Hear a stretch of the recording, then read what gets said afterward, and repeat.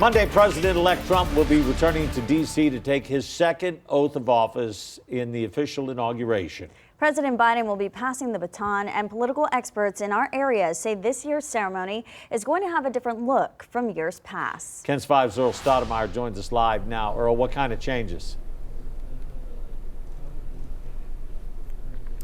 Good morning, Barry. UTSA political science expert Dr. John Taylor says a lot more people can be involved in this year's ceremony now that we're out of the COVID pandemic. Citing the 2021 inaugural ceremony, Dr. John Taylor says fewer people were able to gather and the transition between Trump and Biden was difficult. Dr. Taylor says Trump was the first president to not attend an inauguration in over 150 years. He says the last president to do this was Andrew Jackson during Andrew Johnson's ceremony in 1865. Another difference Dr. Taylor mentioned between the 2021 inauguration and now is the January 6th insurrection.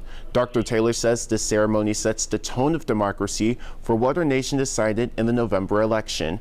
According to tradition, Dr. Taylor says Biden and Harris would show up in the Capitol first, followed by Trump and J.D. Vance. Vance will be the first to get inaugurated, then Trump.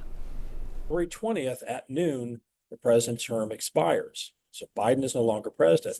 There is a window of about maybe a minute to 2 minutes in which technically we have no president. So you always inaugurate the vice president first in the event of disaster. Dr. Taylor says former President Trump would then get sworn in by a Chief Justice. After the oath, President Trump would give his inaugural address for what he wants to do in office. The inaugural lunch will come next, then the parade. Now the swearing-in ceremony that's going to be happening at 11 a.m. our time, and we'll be covering this event. Live in the newsroom, Earl Stoudemire, KENS 5.